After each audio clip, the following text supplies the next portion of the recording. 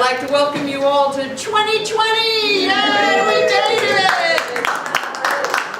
It's going to be a great year. I don't know if any of you get our newsletter, but in our newsletter we had the video of 2019, or what we did all year, so that was fun. So now we've got the new year coming, so I want to welcome everybody to join us this year. And so we're going to start the meeting with a prayer from our former chair, Kenny Golden, followed by the pledge from our vice chair, Mike Barnaby. Please. Do you need a microphone?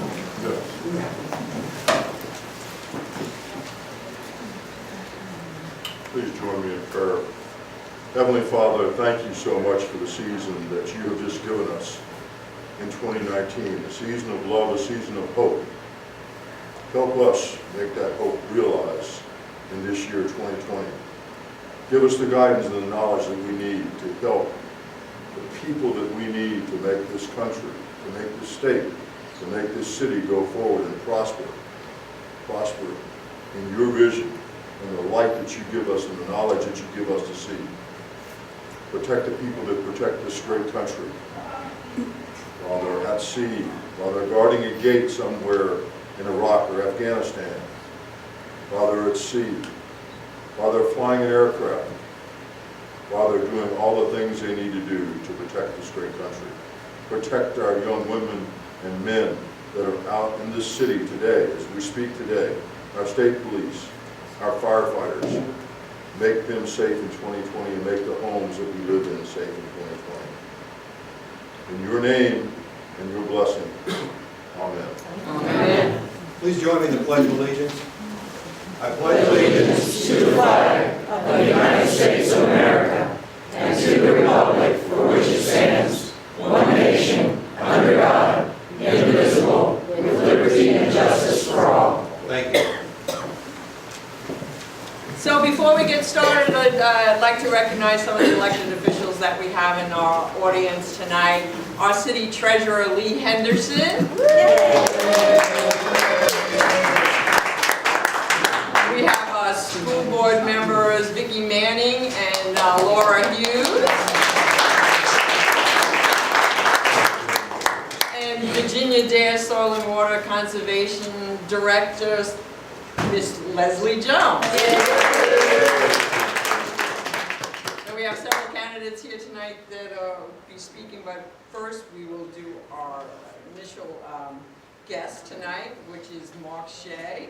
He worked with the Comprehensive Planning Coordinator for the past 2.5 years. Previously, he was a transportation planner for the city, and he worked as a planner for the city of Suffolk, the city of Chesapeake, before coming to the city of Virginia Beach.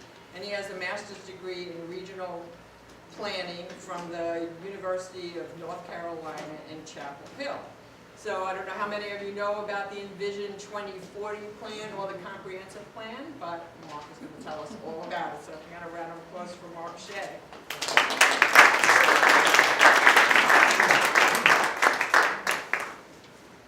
All right, thank you for having me. Can everybody hear me okay? Yeah. So I'm going to try to talk loud the whole way through so I don't have to worry about the interference with the mic. So, anyway, I wanted to give you a brief presentation on the comprehensive plan process. We're in the middle of an update. We typically do it every 5 years, or at least the state requires that you at least look at updating every 5 years. But Virginia Beach has generally done that. I did want to show you real quick our current comprehensive plan in this binder. It's very thick, and we're going to try to make it more user-friendly and streamlined. So that's one of the big missions of this update.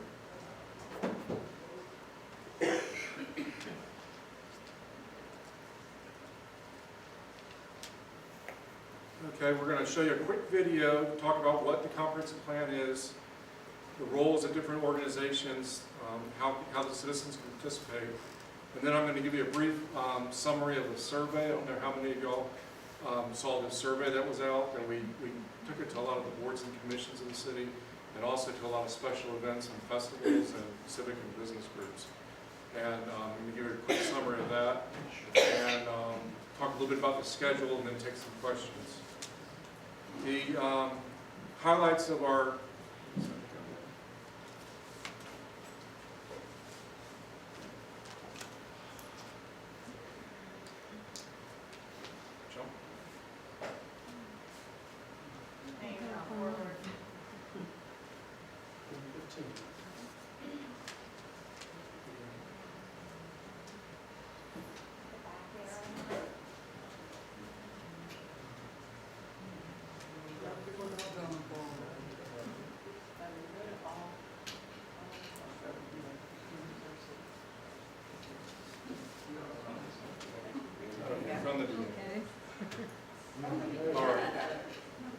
Who are you again?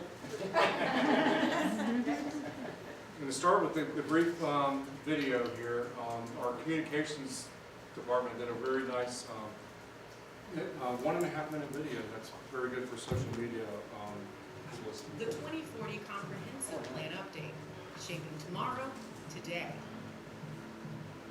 A comprehensive plan is the community vision that guides growth in the coming decades. The comprehensive plan is a living document. It has frequent updates and amendments to keep it current and adaptable to changing needs. Growth in Virginia Beach isn't just random. It's planned so that decisions about development, land use, and resources are guided and intentional. It helps city leaders keep long-term goals in mind as projects are prioritized and funded. City leaders look to the comprehensive plan for directions on transportation, environmental protection, particularly with the increase in flooding events and sea level rise, managing growth and preserving neighborhoods, among other things. Citizen input is key to developing a plan that responds to and anticipates community needs. This is where you come in. What housing options should we offer? Should we have more parks and open space? Do we expand our transportation options? This is your plan for your community, and it influences policies that impact the quality of life you enjoy in Virginia Beach. Be part of shaping tomorrow today by visiting www.vbgov.com/ourfuturevb.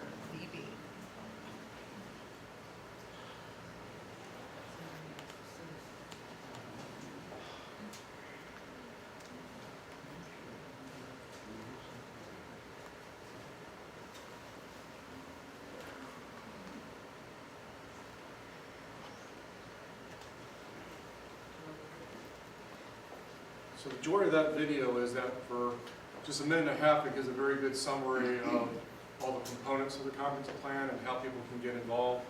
And it gives you the webpage information. You can just type in City of Virginia Beach Comprehensive Plan, and it'll take you to the webpage where we have a similar PowerPoint presentation with a little bit more information than what I'm providing tonight. And when we get our full survey summary report, that'll be on the webpage. And then we'll put in summaries of all the public meetings that we hold, as well as then the draft documents and things like that. So the webpage will be the key to staying involved and tracking the plan. So what is a comprehensive plan? There's 5 main things. It's a vision for the future. We generally look out 20 years. And it's supposed to guide city department strategic planning and goals.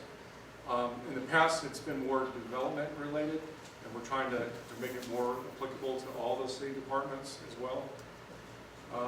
It's a basis for land use decisions and growth management. And so that basically means the planning department and our current planning division will look at the comp plan and use it for helping to make recommendations to whether a shopping center or a neighborhood should be approved if they're going in for rezoning or use permits or other development items. It's a guide to our physical appearance. There's a lot of guidelines that are based on the comprehensive plan for how development should look as well. And then it allows for accountable implementation. And what we're planning to do with this plan version is to have measurable metrics for each of the departments to determine how successful we are in trying to reach the goals of the plan. Our current 2016 plan has 2 key maps to it. The one on the left is the land use plan, and I'll go ahead and just point a couple things out.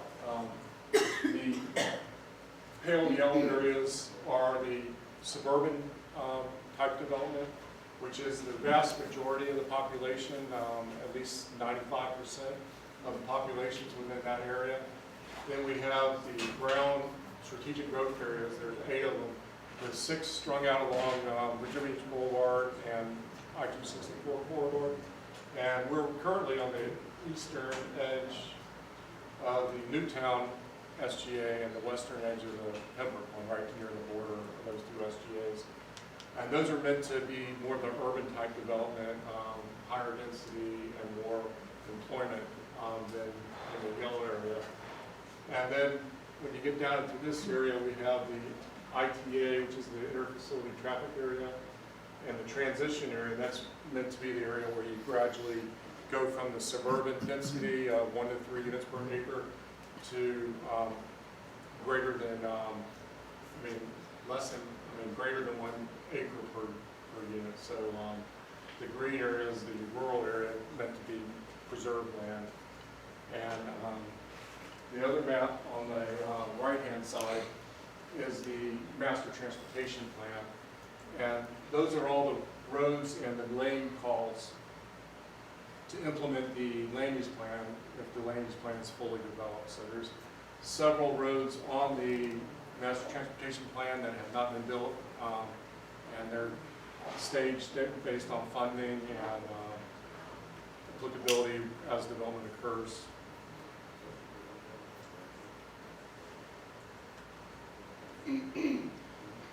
Okay, more highlights of the 2016 plan. The first one is for at least 25 years the city has gone with a green line concept, and the green line has not changed, and that was the area I was showing you between the suburban and the transition area. And so basically the area south of there has been kept as a rural nature. The area within the transition area has changed over time, where different regulations have been considered with subsequent comprehensive plans. So we will look again at that edge of the development down there in the southern part of the city. And then the other one has been in place for about 15 years, and that is the SGA concept, where we have those 8 SGAs. And most development, you can see that's that type of mixed use type development is in the Pembroke and the Oceanfront SGAs currently, and being promoted in the other SGAs as well.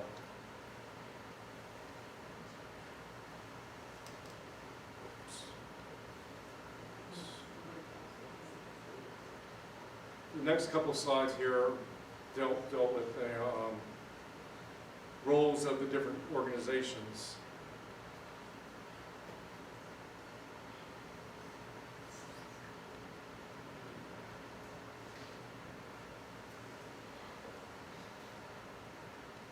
Okay, the Planning Commission has been charged with by the state as the controlling commission on development of the plan through the planning staff that supports the Planning Commission. So the content of the plan is prepared by the Planning Commission, and then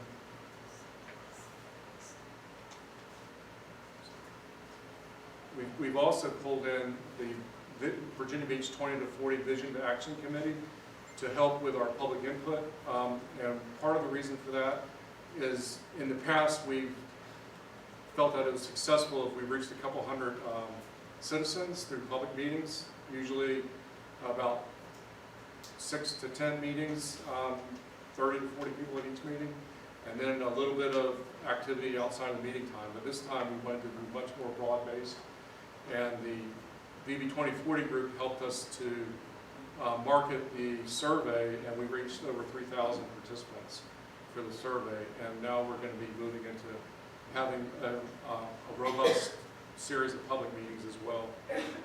So we're expecting a lot more input than what we normally do. And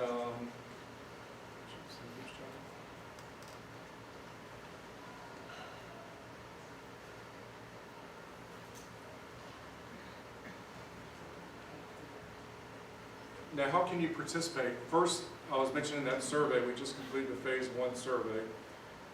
Phase 2 is going to be, we're going to hold pop-up meetings throughout the city, and we did a few of those in the last plan, the 2016 one. Places like Lynnhaven Mall, the TCC, Student Center.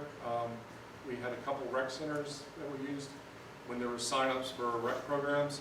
And what these pop-ups were was that we had displays on land use, transportation, housing, and random citizens that weren't really there for the plan came by and like, hey, this is interesting, and gave us some really good, unexpected input.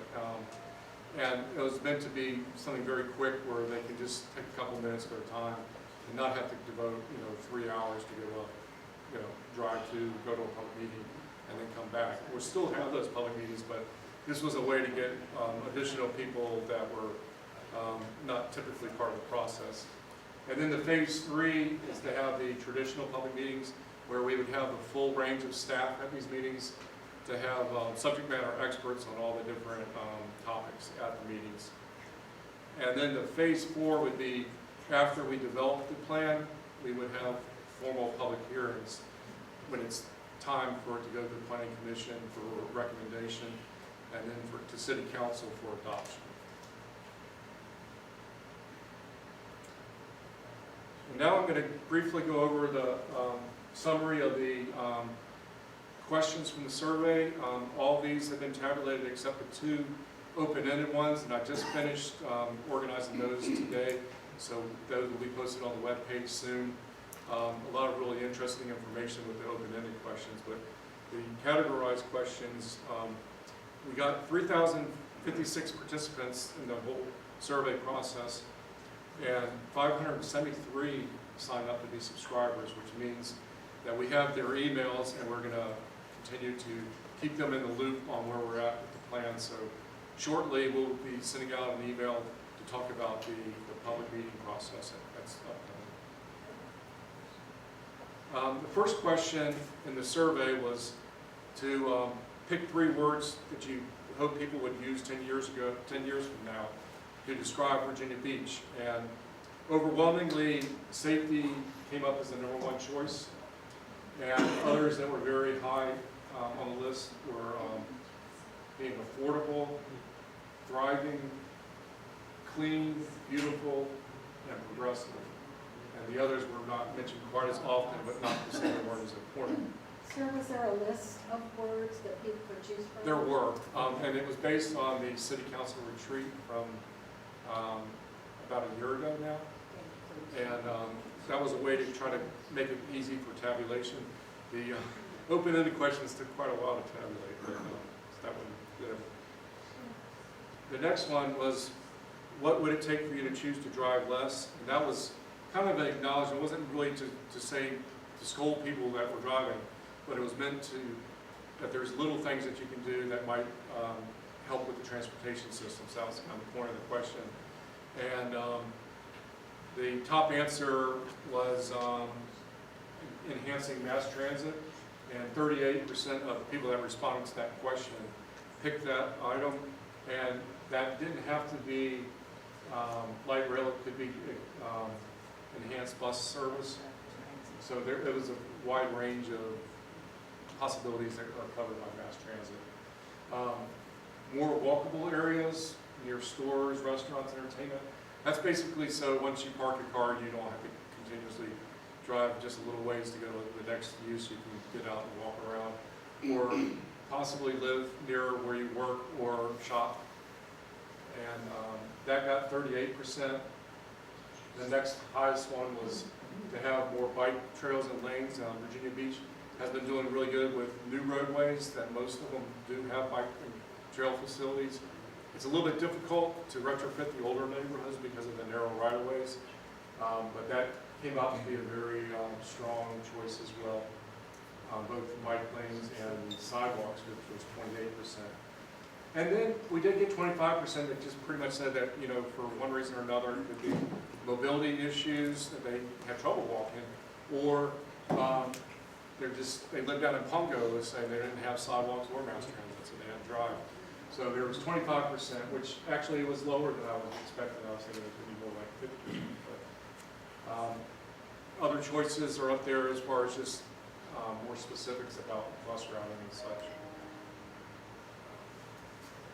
Next question, we wanted to get a little bit of insight on what people thought about future jobs in the area. And the question was, for the local economy to grow, which job sectors would you like to see develop or expand? And what was surprising about this is I knew that a lot of the people that have been following city policy and the Economic Development Department would be clued in on some of these hot topics, but such a large response for biomed, healthcare, information technology, and alternative energy. those top three, you know, you hear about this a lot through city government, but it seemed like most of the citizens were clued in to what the city's goals were, and so they pretty much correlated their answers to what actually is being promoted by our economic development department. So I thought that was pretty interesting. An interesting one too, and it came out in the open-ended questions too, is retail was really low, and people did not want to see a lot more retail centers when there were some that aren't doing as well as they could be doing. So that was pretty much expected that that one would be low. I was a little surprised that military was fairly low as well on the list. Next question was, which of the following were reasons you chose to live where you do now? And not surprisingly, 63% said the location, being near where you work or near family. There's a lot of different reasons for it. Next one, also not surprising, was desirable schools, convenience nearby. That kind of goes through the same concept as the first selection. And then safety was another big pick. So I think a lot of people picked neighborhoods in Virginia Beach because of safety issues. And price came in as number 5. However, with the open-ended questions, a lot of people were saying that they think there's a need for more affordable housing and that housing prices are too high. So that is a little bit of a mixed bag where some people picked it because of the price, but others think they're too high. We tried to get a question to kind of relate to the other city departments and services that haven't been as much of a focus of the plan in the past. So we asked the question about how many services are convenient to within a 10-minute walk or a 15-minute drive from where you live. And basically, 50% of people were within 10-minute walk or 15-minute drive from a neighborhood park. And schools was very closely in second there. Libraries and rec centers serve a larger area, so not surprised that only a third of people were that same distance from those facilities. And each of the departments have their own standards. A lot of, like, I think the park standard is a 10-minute walk for neighborhood parks, and libraries has a standard for how far libraries should be away. All the departments are saying that each of their facilities are being viewed as community centers now. And so there's a lot more interest in sharing use where libraries and rec centers could be combined in different things. So there's a lot of things to think about in the future, is having a lot of these areas located conveniently throughout the city. We asked the question about the oceanfront. That came up a lot in the open-ended questions. You know, are we spending too much time and attention to the oceanfront or not enough? But the festivals and special events was by far the topic that people would like to see more often at the oceanfront to make it more of a year-round destination. Followed by restaurants, cultural arts, and then entertainment. Retail at the very bottom again. And then we have a couple pie charts just to kind of get a cross-section of the people that took the survey. And we got a pretty good mix, a little bit low in the population as far as the African-American respondents based on the percentage that they have within the city. And slightly lower with the Asian and Hispanic, but it was not far off what the demographics of the city are. Also looked at age groups, and a little bit low with the young people, and the people over 65. We're a little bit off, but pretty close in all the other categories. And finally, we also have a zip code map to show the distribution of the survey responses. And this would also help us with our pop-up meetings to see if there's certain areas that we really need to focus on getting more people at. One of the things we may want to try to get on the base is to try to talk to the enlisted people, because even if they aren't residents or they're counting their hometown as residency, they live and spend money in Virginia Beach. So all the military bases had no respondents on the survey, but a lot of military that live in the neighborhood certainly did respond. Maybe a slightly lower percentage in Kempsville due to the high population there, and we have 174. And it does appear that the southern part of the city here, the municipal center and the oceanfront, had slightly higher responses than the other. Finally, have a little preview of what our schedule is. We were in the middle of doing the public input phases, so from January through April of this year, we're going to do the pop-up meetings and the public meetings, and we're going to establish focus groups to talk about some of the major issues that have arisen. Already know that land use is probably the number one issue that came out of the open-ended surveys, and a lot of people are concerned with conversion of raw land into development. They want to see some of the open space retained. So that's going to be one. There's going to be several other possibilities, maybe transportation, housing. And so that's where we're going to be asking the people that are subscribers to see if there's an interest in serving on focus groups for that. And starting then in April, we will actually start drafting the plan and the new policies based on the public input. And we're also gathering all the statistical information about roads and the environment and such to be able to have a good information base to base the policies off of as well. So until the end of the year, we're going to be developing the draft plan. And then the early part of 2021, we will have the public input meetings to go over the draft plan. They'll be more the informal type, where people can come right up to staff and talk with them. And then based on any concerns and revisions that the Planning Commission and City Council think are necessary, we will make revisions to that draft, and then in the middle part of 2021, we would then have the formal public hearings prior to the adoption of the plan. So that's basically the process, and I'm going to reserve the rest of my time for questions. I have my contact information up here. I also have some cards. Yes, sir? Yeah, I got a question about how you guys publicize that initial survey. This is the first I've heard of any of this tonight, and I consider myself pretty active in the area as far as politics and what's going on. So how did you publicize? We tried a variety of approaches. I didn't bring a card with me, but we gave out these cards at business civic league meetings, as well as we went to about a dozen festivals that are held around the city to pass out the cards. And then our communications department did the full social media service. Why didn't they do a direct mail piece so everybody would know what's going on? Direct mail. Something along those lines. What if you did it at festivals? Did you get actual citizens and residents? 50 cents a shot. That's all the money they got set aside, $6.5 million, they can afford a direct mail. So we were hoping, like with the next door, especially being a very popular method, we did Facebook, next door, Twitter, and of course the webpage as well. So, but yeah, I mean, there's certainly always more you can do. I was going to pass the microphone around, but that it's not going on, so when you speak up, okay? And as far as who you sending these out to, I know Reed was asking questions about that, and there was a whole list of organizations, mostly city committees and stuff like that have been on that list.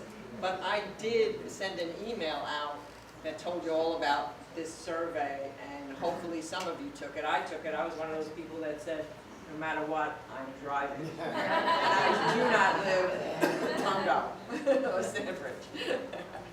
So, what does this have to do with the Envision 2040 plan, which was based on light rail and the SGAs? Is this going to replace that, or is that No, something it's a different thing altogether.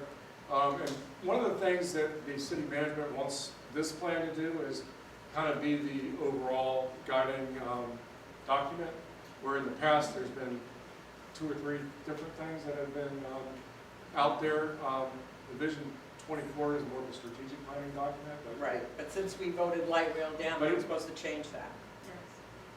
It doesn't really, it's not really hindering on that one issue, but that was more of a city council vision, where the comp plan is more of the state law as far as And how often does the comprehensive plan change? every 5 years. Every 5 years. And we're in year what of that 5-year change? It was adopted in 2016, so it'd be 2021. It just actually says that you need to review it every 5 years, but the city has actually taken the role of actually updating it every 5 years, because there's so many things that change. Like the light rail issue, and I was transportation at the time, the entire chapter was written with light rail being the centerpiece, and so that whole chapter needs to be reworked. And, So so, you're not Scrapped. speaking for 2040, you're just speaking for the comp plan, I mean, because really, we- okay. The it thing was is, advertised we're using 2040. the ties that the 2040 group has with the community as promoting the comprehensive plan, so it's kind of a change in the mission of the 2040 group. Yeah, see, that was my concern, because I went to the Envision 2040 committee, and they were talking about the comprehensive plan, so we got Mark here to talk about what was the relationship, thinking it was the same thing, since they're the ones putting out the survey. Who's making up those questions for the survey? Well, the questions, it came from the same process that created the 2040, actually it was with the strategic planning office, but they also developed 10 strategic goal teams, which there's 10 city goals, and 2 years ago, and each of those goals had a group of city officials that relate to it, like transportation would have several people from public works and some from planning, and a few other departments. But each of these strategic goal teams came up with a variety of questions to ask. And we tried not to get a question that would be too detailed that a lot of people wouldn't understand, because we were trying to reach people that really didn't know anything about planning for the city. And there was still a couple questions that you might have needed that knowledge, but for the most part, we tried to make them very general and not too specific, like what is an SGA? Most people would not have been able to answer that question without staff kind of talking about what that process was. The idea was to kind of get them involved, and now and get an idea of what their issues are. Just is it traffic, or is it affordability? And then we would use that information to develop our public meetings and get you more information, and kind of drill down more into the issues with our next phases of public input. Teresa, and then Ron. I was just gonna ask, in Vision 2040, naturally, any place you move, one of the concerns that should have been up there a little bit higher, I think, is education. And we already pay taxes now for full-time kindergarten, which from my understanding is mandatory. Are you, in this vision package, is there plans for full-time preschool from 2 years on and up that is also mandatory? No, actually, it does not really get into the school planning as far as their programming. It's more as how the school facilities relate to the physical development of the city. And that's where it gets a little tricky with the other city departments outside of planning, is that we're not getting really into the details of what the school board does. Right, it's already 12,800 plus per student in school. Okay, you're gonna But have in to a speak general up. sense, Ron. Yeah. the increase in population will stress the schools in a certain way versus, development of the city has an impact on schools and vice versa. But as far as like curriculum issues, we're staying out of those. Okay, Ron, you were next, and then Kenny Golden. I didn't see anything in there about measurable goals. I would hope that one of them would be to maintain the population, keep people here, and hopefully increase the population, or bring more people in. And if that is, I didn't see anything in there about how this would do that. How's it going to keep people here? Because the biggest revenue stream is residential real estate taxes. So, if you're bringing businesses in, that doesn't really help. I mean, you bring people in, that brings the tax base up and hopefully keeps our taxes lower. But I didn't see anything in there about how does that keep people here and how will it bring people in, move to this. Well, that's when we develop the plan policies. We do want them to be goal-driven. And to some extent, the 2016 plan was goal-driven, but it wasn't very specific where you can track the policy to the goal. But that's a very good point, because the 2016 plan did not have a population target goal. So that's something we can think about. And there is a little bit of a contradiction with a lot of the open-ended responses I saw, where people didn't want to see more development, but then also they wanted affordability, low tax rates, and economic development. So a lot of times there's a there's a balance between a lot of that, and we just gotta reach the right balance. So you're building a plan without any goals? Kenny, No, it's, so we will be tying our policies to goals. Okay. Kenny and Martha Mark, and Bill. and on your slides that you have up there where you have those various questions, I think you said, how many people responded? 3,000 or so on people? Yes. 3,000? Over 3,000, yes. So out of the 440,000 people that live here in the beach, That is all we're basing what we have up here is on 3,000 responses. Is that correct? So far. Well, yeah, this is just a presentation on the process. This isn't, Yeah. this But I isn't mean, the goals But or the policies. results of those was only 3,000, so I think your question is right on. If we don't get involved in this process now, it's gonna be too damn late. If you only have 3,000 respondents, for me, if I'm in your place or anywhere in the city government, that's not enough people. We haven't contacted enough people to get an accurate assessment of what people really want in the city. Okay, so Martha, you next? Please. From your perspective, from my perspective, the green line is not being talked about.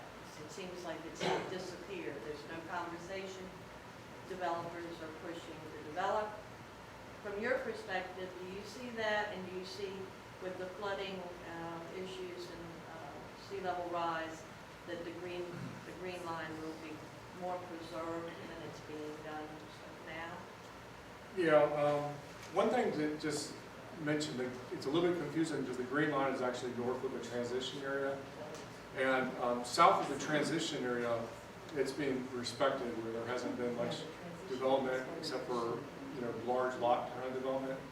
Within the transition area, that's been it's gone back and forth over the years to what the requirements should be there. It's been fairly low development rate in the most recent past, but the problem is that most of the developable land had already been built on, so anything that's left is making a big impact on people because it's all that was left, But the flooding issue is huge, and we didn't ask that question on the survey because there was a whole year-long process of the sea level rise and flood study that they did extensive public input on. So that really affects that Pungo area, so that's going to be a centerpiece of the plan. There's a lot of already ready-made policies that we will take from the sea level rise study and put them up the flagpole with this plan as well Okay. to address those issues. Bill, then Laura, then Leslie, and So then Mary. I have one specific idea about a policy decision, and apparently you're going to be making it. And that is that in new developments within the city of Virginia Beach, it seems to me that one thing that would mitigate a lot of trouble with flooding would be to insist that all new developers put their houses on elevated crawl spaces, something like 3 to 5 feet above grade. I've raised this with the mayor and with city council, and everybody says, that's interesting. But I'm wondering is, as you develop these policies, might you try to insert something like that in there? Because it would cost the city nothing.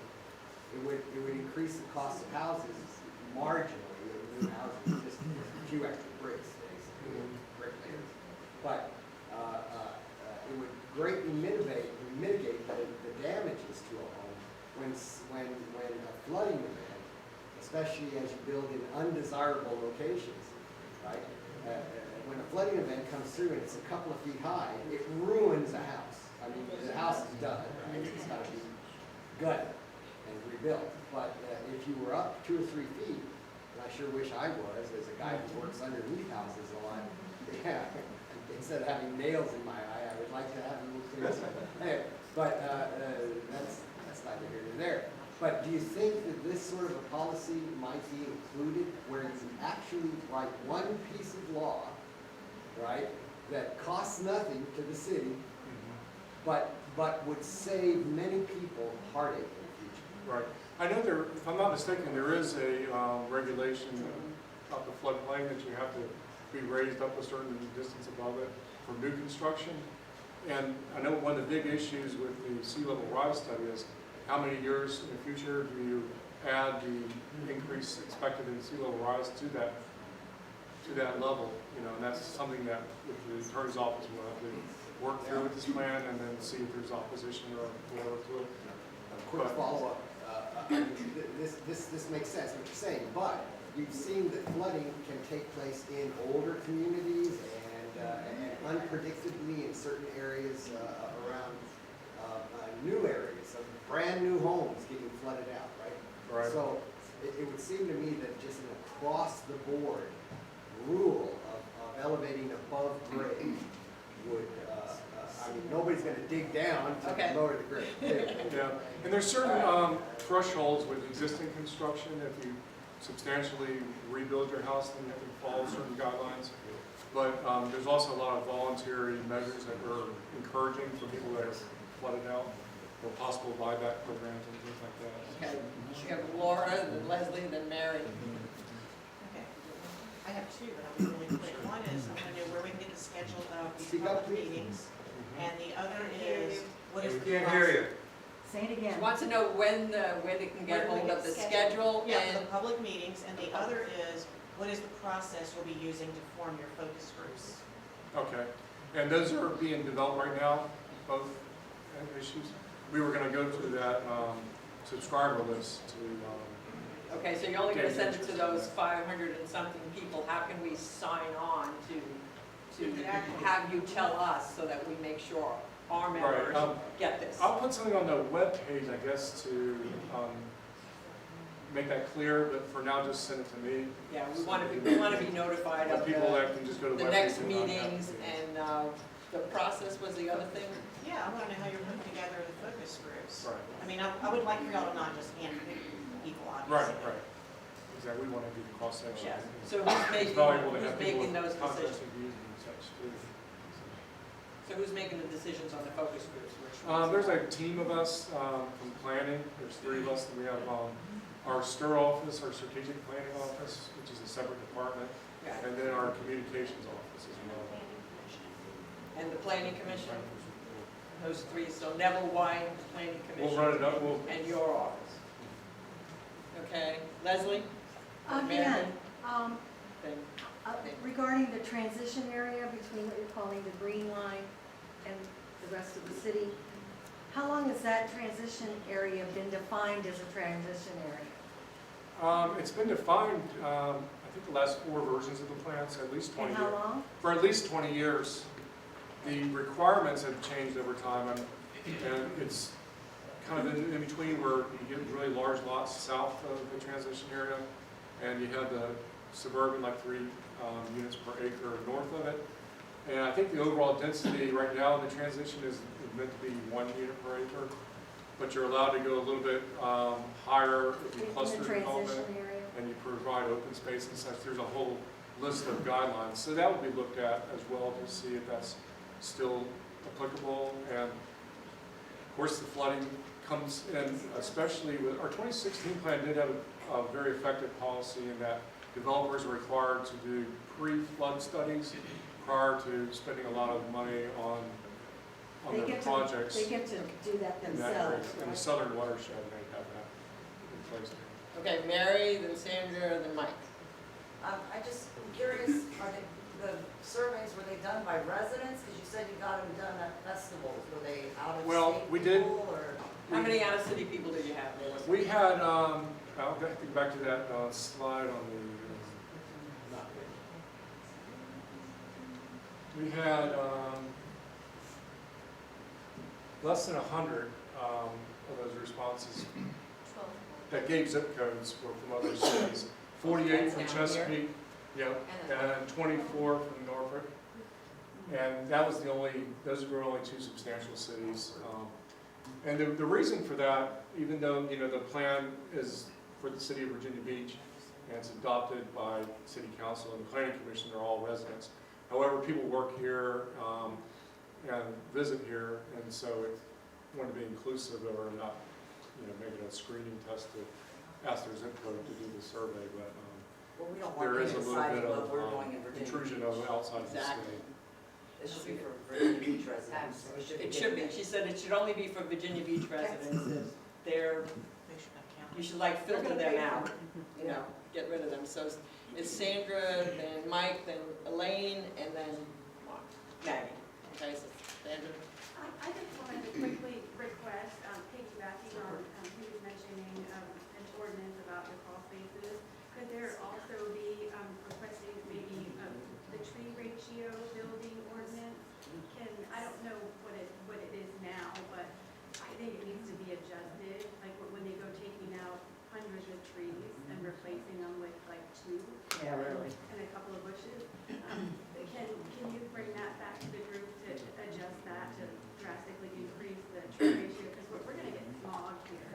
Yeah, so she's concerned about the tree canopy, and I know we were not far from what we needed for a necessary tree canopy back in Envision 2040, and since then, I would like to know what the difference is between then and now, because Right. we've cut a lot of trees. And I heard from Parks and Recreation, the arborist for the city, they're doing a study on the tree canopy, and they did say that one of the areas in the northern established area, there was a reduction, not due to new development, but people cutting their trees for worry that it's going to fall on the house or something. So there has been a concern about that, and so that issue will be looked at. I guess that would be a simple, like, no cost ordinance, like, I mean, it's all at Wesleyan Drive, at least 400 trees got removed, and trees and then on Newtown Road, and, I mean, we're not replacing those. So, I mean, if there could be, they could just increase whatever the ratio is. That's for a new development, that was that Yeah, apartments or that would- something? Yeah, like you were saying with this, just add that onto the property. Yeah, is there an ordinance to replace trees after they cut them down? I believe there is. I'm not sure how strict it is, but, So something to look at. Mike? and that came up a lot in the survey. Would those numbers in red represent the respondents? Yes. Yes, Yeah, so I there was believe a there's lot. supposed to be 3,000 respondents, is that correct? yes. I only counted a little under 1,700 of those numbers. Right, a number of them didn't give their zip codes. So you didn't know. Where they And came that's where we weren't able to get the, filter out the non-residents because they didn't even, we don't know how many other non-residents did the survey. So you're ignoring the ones you don't have zip codes for? No, we're still, and then the So primary purpose. we don't know where they live. So there's gonna be Right. roughly Theoretically, almost It 50% could be, of yeah. this can be inaccurate, non-residents. I would think it'd be a similar proportion to the ones that did leave their zip codes, but the primary purpose of the survey wasn't to be a scientific survey, because Can you keep it down? It's hard to hear. randomly. We really did it to try to get what the big overall issues were, and I think a lot of things, bubble up and were very clear. And when we do our public meetings, we'll make sure with our exercises that people will note, since they'll be face to face with us, whether they're a resident or not. So going And forward. so we can get more exact on that Thank you. as we're developing policy. Okay, Elaine, then Maggie. You don't need, Maggie, go ahead. I guess her question was answered, so Maggie, you go. You could easily reach more people and know exactly where they live by putting this survey in the real estate assessments and in the personal property taxes, as well as voter registration and school registration. I mean, that's already done and mailed out by the city. I mean, you could include that, couldn't you? We could, yeah. Those are ideas for getting more input. So how many more surveys and stuff are you going to do? How long is this process? Well, with the public meetings, we want to make sure that people that aren't able to go to the pop-up or the general meetings will be able to do the exercise or answer the questions we have in meetings. So we're counting on the subscribers on the webpage, and then we'll also continue to do the social media.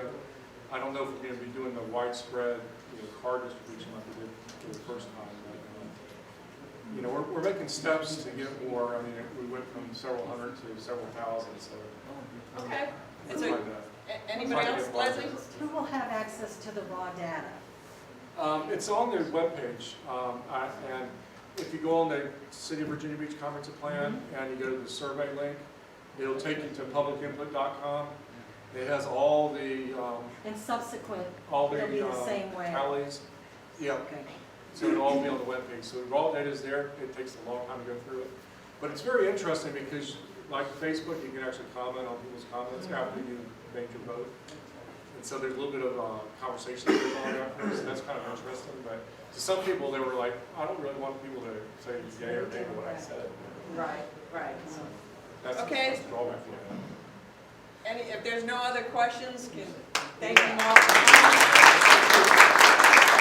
have those people informed so that we can let you know when the next meetings and stuff are, and next surveys, and I will be glad to share that with all of you and let you know where you can go online to do it. Yes, Leslie? I've had people ask me where they can find a copy of Vision 2040 online. Give them, Where's the link for the Vision 2040 online? Is it under the planning department? Or? It's on the website. It's just on the website, Martha, you know where it is? No, I just had a real quick question. Okay. Kind of. So can I send you a link to that? Send me a link and I'll send it to them. Yes. Does 757 play into your? We don't want that. Oh, that stupid branding thing? No, there was some looking at the responses about regionalism, and there is some discussion of that to be in some of our chapters, like on the airport, the ports and such. But the branding But is not. Branding's not part of it. we're not closely tied to this. All right, thank you so much. Everybody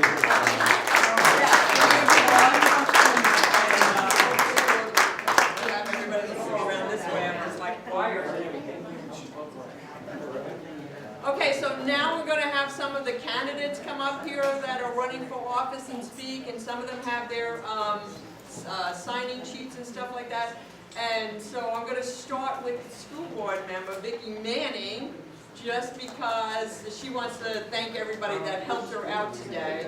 So she'll be quick, I'm sure, and she had a couple of other school board members. I'm going to bring everyone up with me. So I'm Vicki Manning. This is Jennifer Franklin and Dale Holt. We all want to thank you for all of your help this morning and coming out and getting signatures early this morning. We all filed down at the Department of Elections and had a couple hundred signatures. So I'm looking forward to, Laura and I are looking forward, and Carolyn, to having some more help with like-minded people. And so I'll turn it over to Jennifer and Dale to introduce themselves to you. And what positions on school board are you running for? So basically I'm running in the Kempsville district, and Kempsville has been my home for 12 years. I've been in Virginia Beach since 1989 and did a short stint in Chesapeake, but I found that I had to come back to Virginia Beach. And so spent over 20 years on the Virginia Beach PTA, from my first child to my last child, who I served as PTA president even after my son was out of school. So I have a huge commitment to making sure that the kids get the proper tools and the education, and the teachers get the support they need. So that's really why I'm interested in running. And what was your name again? Jennifer Franklin. Jennifer Franklin. Oh, and I am retired military. Okay. Dale Holt, I just retired yesterday from city schools. I've been in Virginia Beach Public Schools 13 and a half years, but I was also a product of Virginia Beach City Public Schools. I graduated from Princess Anne High School in 1972. My parents were one of the first families to move into a home in Aragon Village back in 1956-57, when it was like living beneath the beaver. Went to Aragon Elementary and then to Princess Anne High School. Graduate of James Madison University, graduate of University of Virginia, and I did postgraduate work at Virginia Tech. I've been a teacher, assistant principal in Virginia Beach. I was principal at First Colonial High School from 2006 to 2011, and then I was assistant superintendent for administrative support services, which morphed into chief operations officer.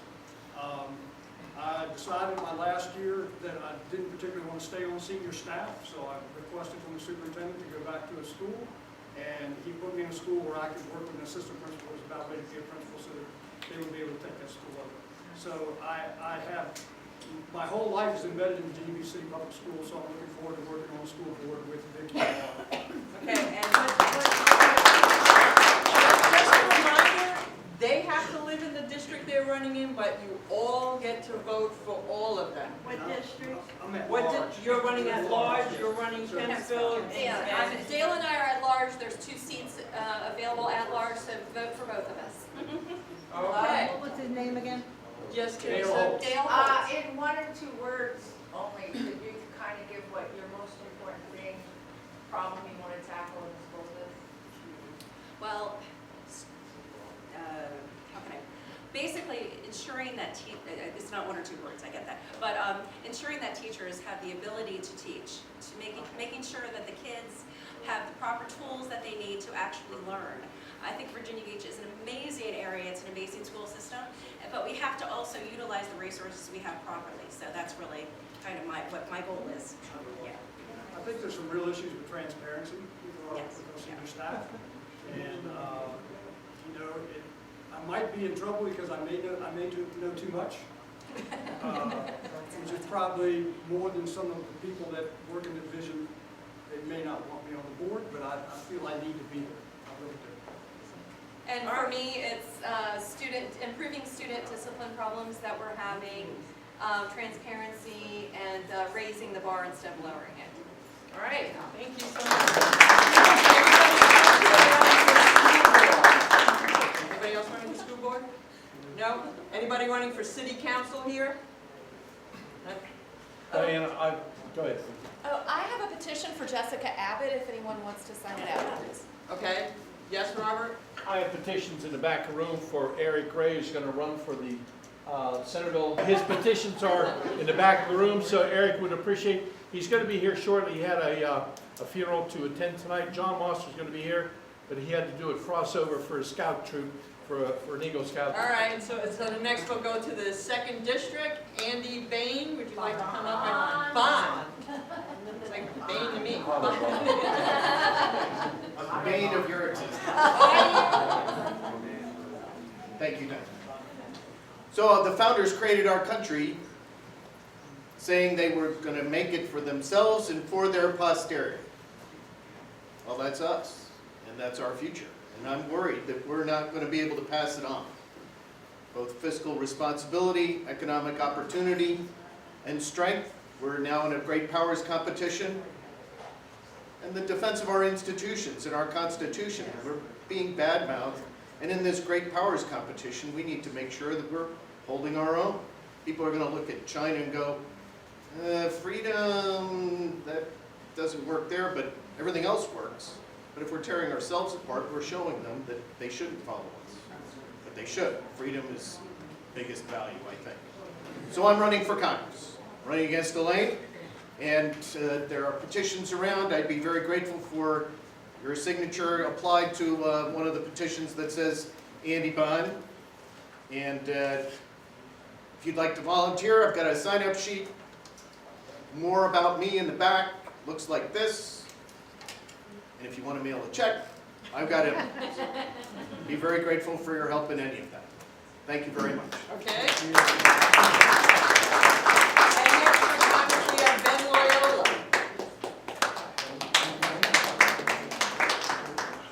Good evening, my name is Ben Loyola. I am running for Congress in the 2nd Congressional District, and we're all in there right now, but if you don't know, the 2nd District goes from the Maryland border, northern part of the Eastern Shore, all the way down, all Virginia Beach, Norfolk, and all the way up to Williamsburg. So it's about 4.5 hours from tip to tip. It's a fantastic district.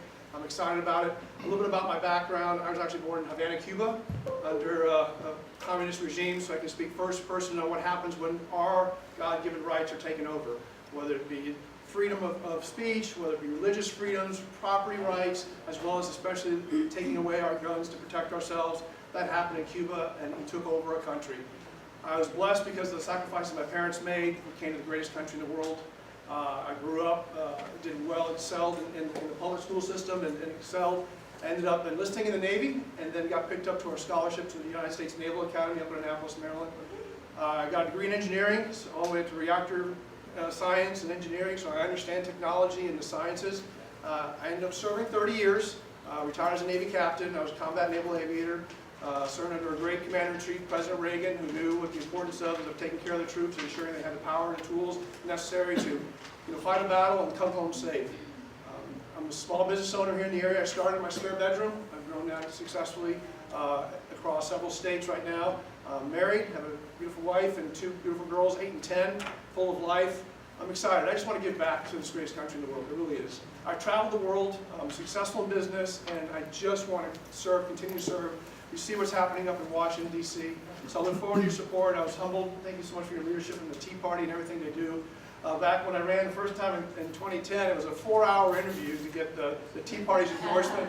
More constitutional questions than you could ever imagine on Bill of Rights and the Constitution, the Founding Fathers, and it's amazing because those are truly fundamental God-given rights that we have the privilege to have here only in this country. And so, need your support. We're doing fantastic. We have a great team that takes the machine. A little inside baseball.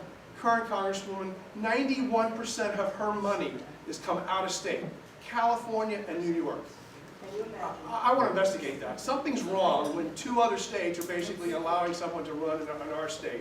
And like you talked about, trying to figure out where the survey information is coming from. It's got to come from the people that have skin in the game, people that live in the district. So the same thing goes for the 2nd Congressional. So I look forward to your support. My name is Ben Loyola. I'll answer any questions, stick around as long as it takes. And thank you so much for your time. Appreciate it.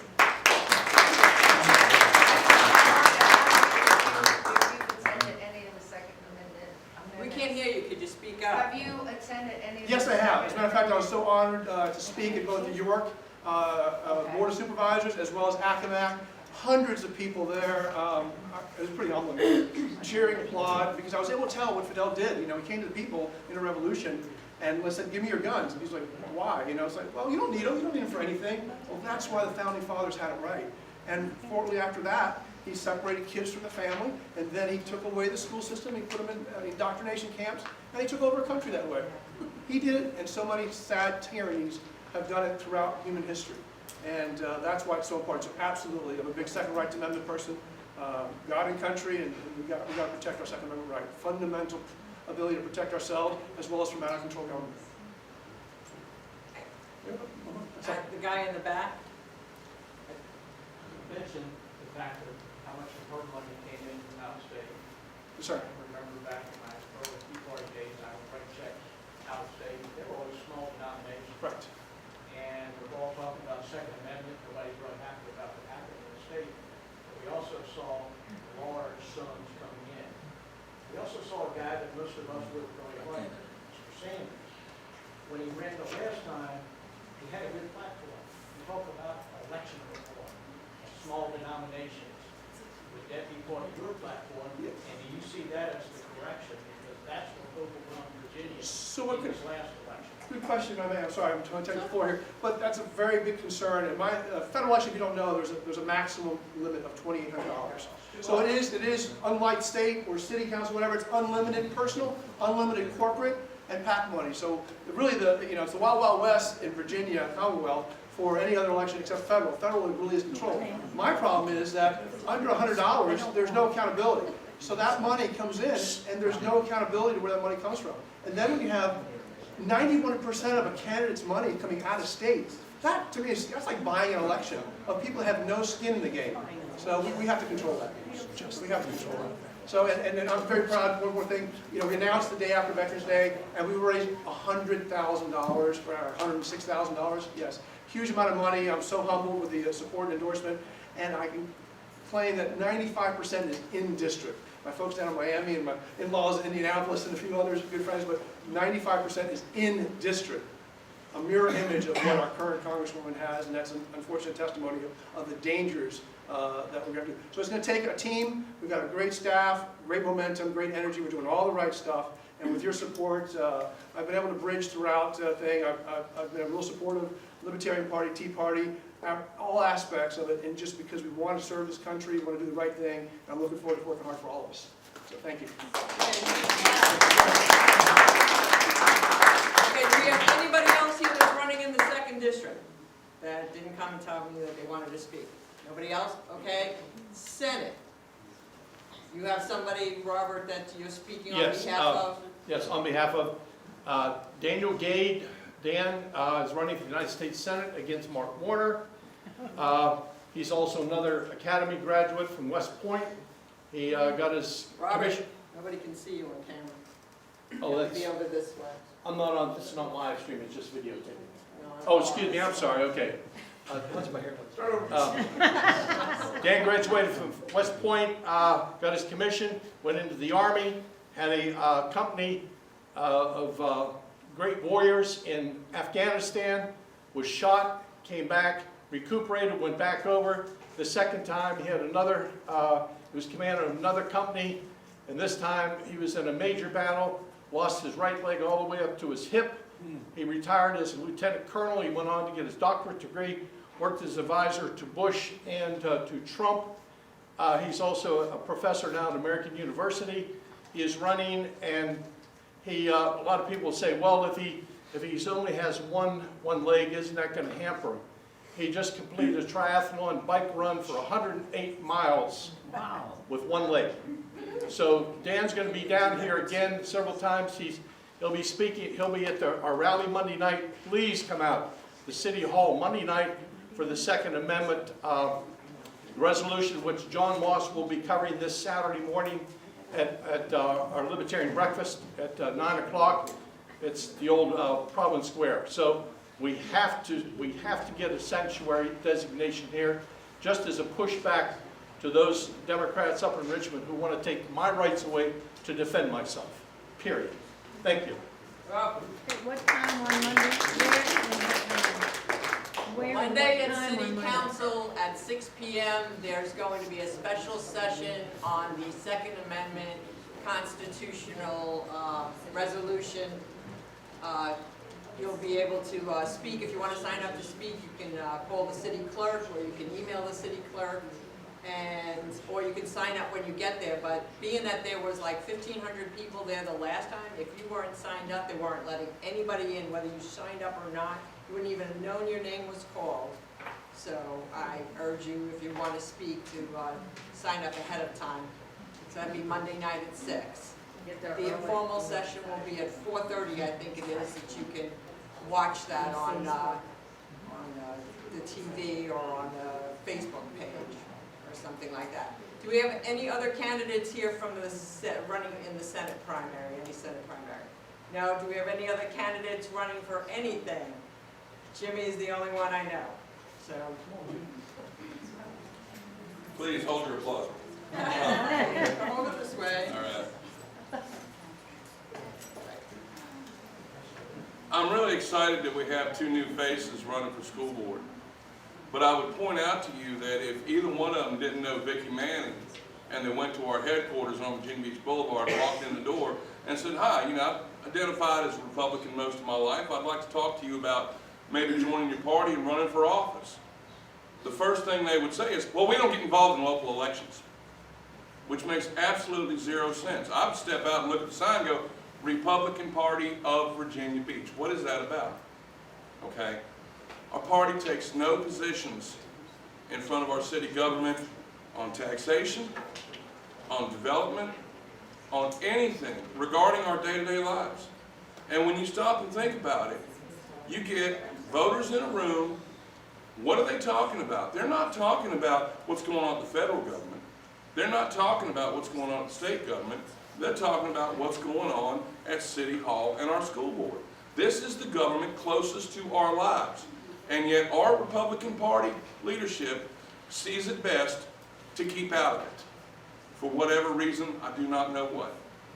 I have to find a very clear platform that if elected as the next chairman at the mass meeting this spring, we're going to start working on our local elections. And we're going to close ranks like a phalanx around our candidates.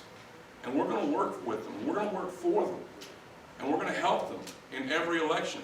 Because if you're going to be bold enough to run for office, you need all the help you can get. And if you're not going to come out and be a Republican and support our local candidates, then I don't know why you're here. We're here to do something. We're here to accomplish something. We're here to work for the causes we believe in. And we have to believe in our candidates, because if not, we're going to hand it all to our Democratic friends. Yes, ma'am. I agree with you. Could you speak up? I agree with you. Yes, ma'am. I intend to volunteer, as I always do. But I would also like to hear from Loyola or Bond on how they are going to stand up to the leftist tactics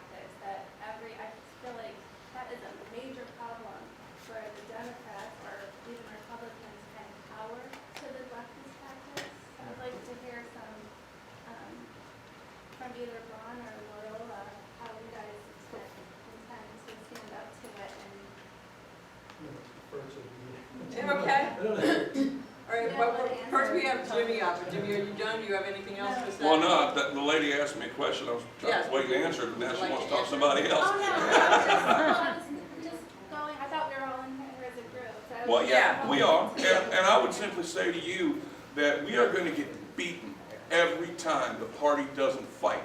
It doesn't do any good to have a Republican president, a Congress, and a Senate, or a state legislature if we have a state government or a local government that is completely controlled by our opponents. Yes, And ma'am. you are running for what? I'm running for chairman of the Republican Party of Virginia Beach. Wow. Yes, a Democrat.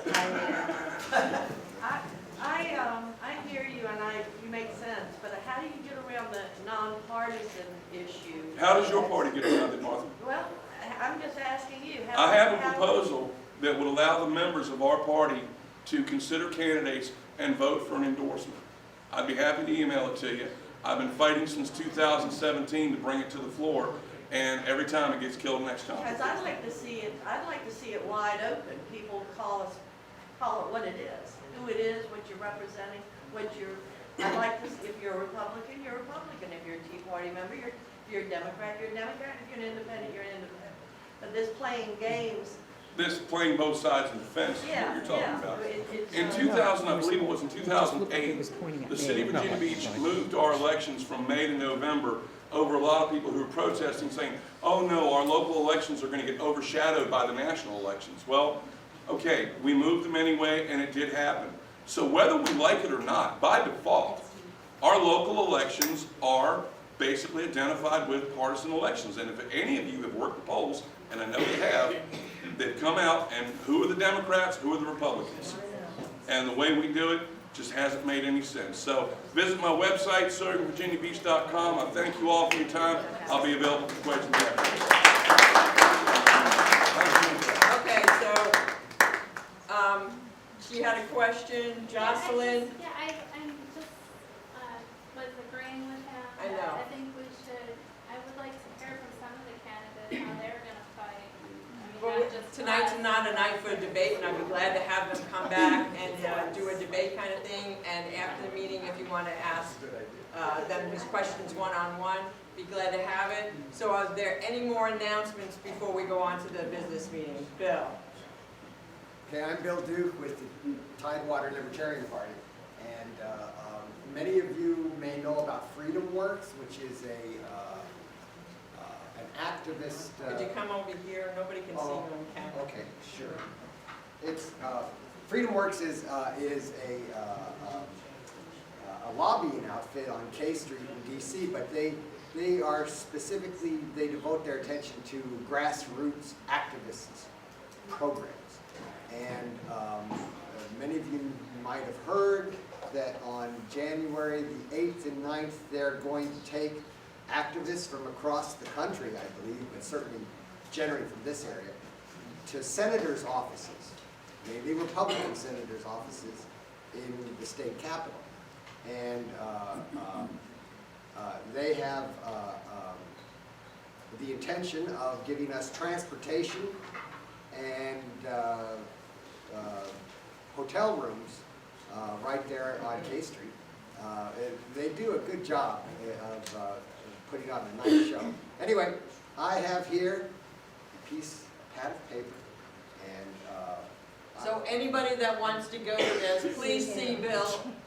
Yeah, Okay? Consider it a that's it. nonprofit? She said, is it a nonprofit? I'm pretty sure it is a nonprofit, actually. Yeah.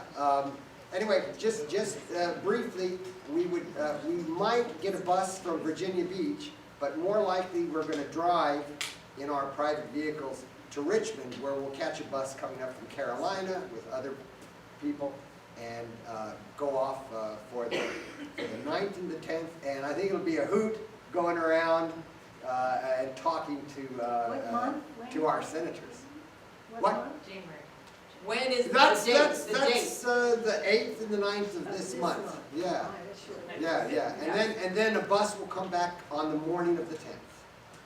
All right. So if you're interested in this, give me your your email and/or a telephone number where I can send you a text, and I will show you how to log in at the FreedomWorks website to express your intention, and then I will try to coordinate the rides to get you there. But libertarians come first. Okay, so, And with that in mind, you want to tell us about what's happening on Saturday morning? go ahead. I already did, but almost the more compelling issue is the sea level rise. Dr. Duke here, as you know, went to MIT and then on to Penn State, and he is going to be teaming up with George Mears, who was an engineer with Army Corps of Engineers. So they're going to dispel all this witchcraft, this oil snake salesman that coming through all of our areas talking about how the whole city's going to be underwater in the next 3 to 4 to 10 years. Of course, And then on fire. yeah, and then it's going to be on fire. So we're going to try to get some debates going. I'm going to be inviting Dr. David Vasco from ODU, known for years as a great oceanographer. So if anybody has anybody with credentials or knowledge about sea level rise, and they would like to take part in this, especially from the North Beach, anybody, we would love to invite them to be a part of this forum. Okay. It's an that- open invitation. Laura? I am a member of the Brand New Teachers Association, and one of the things that we're doing right now is we're doing a school supply drive.